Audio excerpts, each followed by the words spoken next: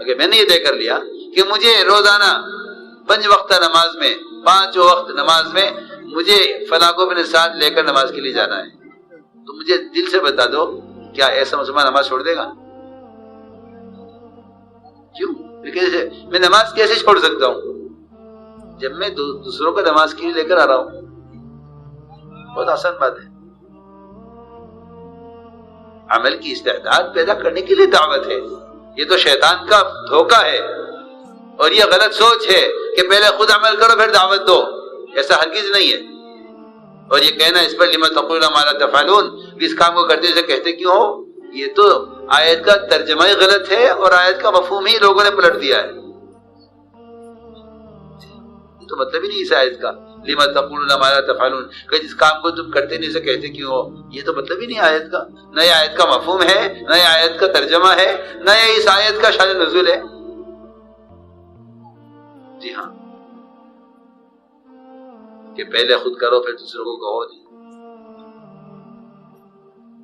بلکہ علماء نے لکھا ہے کہ خود عمل نہ کرنے کی وجہ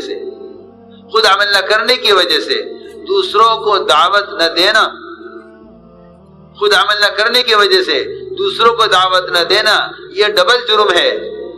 ایک عمل نہ کرنے کا جرم، ایک دوسروں کو دعوت نہ دینے کا جرم. اور بلکہ یہاں نے لکھا علماء نے کہ یہ ایسا ہے کہ کوئی آدمی نماز چھوڑنے کی وجہ سے روزہ بھی چھوڑ دے. کہ آپ روزہ کیوں نہیں رکھتے؟ کہ جی میں تو نماز نہیں پڑھتا اس لیے روزہ بھی نہیں رکھتا. ہاں کہتے کسی اچھی مثال لکھی علماء نے. جو آدمی خود عمل نہیں کرتا وہ دوسروں کو اگر دعوت نہ دے تو وہ ایسا ہے جیسے نماز چھوڑنے کی وجہ سے روزہ بھی چھوڑ دے. کیونکہ نماز مستقل فریضہ ہے، روزہ مستقل فریضہ ہے. خود عمل کرنا مستقل فریضہ ہے، دوسروں کو دعوت دینا مستقل فریضہ ہے. اور لوگ سمجھتے ہیں کہ بھائی جب ہم خود عمل نہیں کرتے تو ہم دوسروں کو دعوت دینے کے قابل نہیں ہیں. لوگ کہیں گے کہ میاں خود تو عمل کرتے نہیں، دوسروں کو دعوت دے رہے. کہ دعوت ہے اس لیے تاکہ، کیونکہ آپ دیکھیں گے کہ جو فقیر جتنا محتاج ہے اس کے سوال میں اتنی زیادہ محتاجگی نظر آئے گی. جی ہاں، جو آدمی جتنا فقیر ہے آپ دیکھیں گے وہ خوشامد لوگوں کی زیادہ کرے گا. تو جو آدمی عمل سے جتنا خالی ہے اور جو آدمی عمل کے اعتبار سے جتنا بھی فقیر ہے اور عمل کے اعتبار سے جتنا بھی خالی ہے، اس کو تو چاہیے کہ وہ دوسروں کو عمل پر زیادہ آمادہ کرے. جی ہاں، اس لیے ہم نے عرض کیا کہ یہ کہنا کہ جو کام تم کرتے سے کہتے کیوں ہو، یہ تو قتال سے متعلق آیت ہے. عیسیٰ علیہ السلام نے کہا تھا کہ قوم نے کہا تھا عیسیٰ علیہ السلام سے کہ اللہ سے حکم نازل کرا یہ قتال کا، ہم قتال کریں گے. جب حکم آئے تو بیٹھ گئے. اللہ نے فرمایا کہ تم کہہ کیوں رہے تھے قتال کرنے کو حکم آنے سے پہلے، اب حکم آنے کے بعد کرتے نہیں ہو. یہ مطلب تھا، جوڑ دیا یہاں کہ پہلے خود عمل کرو پھر دعوت دو. دعوت دینا تو ہر ایک کے ذمے ہے، اور جو عمل نہیں کرتا اس کے ذمے تو زیادہ ضروری ہے. اس کے ذمہ تو زیادہ ضروری ہے. عمل نہ کرنے والے پر 2 ذمہ داریاں ہیں، اپنی ذات کی اور دوسروں کی. اور عمل کرنے والے پر 1 ذمہ داری ہے کہ خود عمل کر رہا ہے، دوسروں کی بھی ذمہ داری اس پر ہے.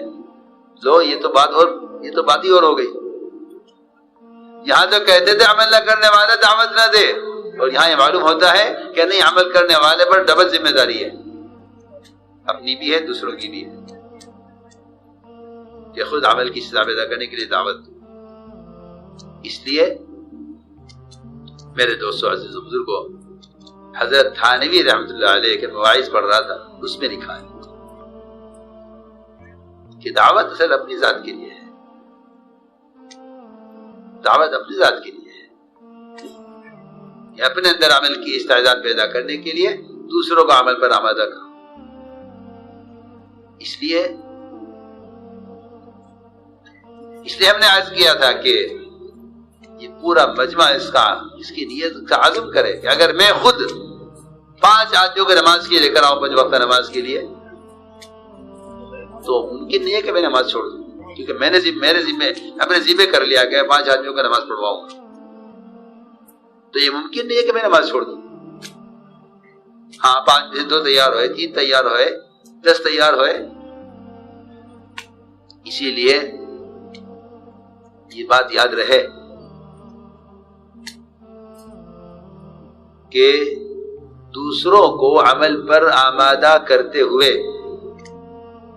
جو عبادت کرے گا ایسے عابد کو نبیوں کی لائن کا اجر اور نبیوں کی لائن کی مدد ملے گی،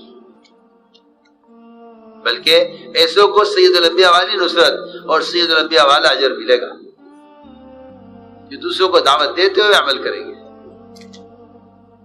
اسی لکھا ہے علماء نے، محمد صاحب کے بیانات میں جگہ جگہ ملے گی یہ چیز کہ اللہ کے راستے میں نکل کر عمل کی فضیلت حرمین کی عبادت سے افضل ہے۔ کیوں؟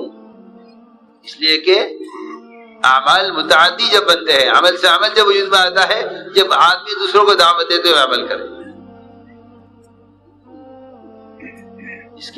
اس کے فضائل بے شمار ہیں، اس کے فضائل بے شمار ہیں۔ میں نے شروع میں عرض کر دیا تھا کہ لوگ خیر کے کاموں پر مال خرچ کرنے کو سمجھتے ہیں کہ ہم دین کی مدد کر رہے ہیں اور یہ بھی اللہ کا راستہ ہے جو ہم کر رہے ہیں، حالانکہ قرآن حدیث کے گواہ ہیں کہ بے شک اللہ کی رضا والے جتنے بھی کام ہیں وہ سب اللہ کا راستہ ہے، لیکن قرآن میں اور احادیث میں بہت سی جگہ فی سبیل اللہ جو کہا گیا ہے وہاں بہت سی جگہ پر اللہ کے راستے کا خروج ہی مراد ہے، اللہ کے راستے کا نفر ہی مراد ہے، بلکہ جہاں مال خرچ کرنے میں کمی کرنے پر اللہ تعالی کی طرف سے ہلاکت کی دھمکی دی ہے،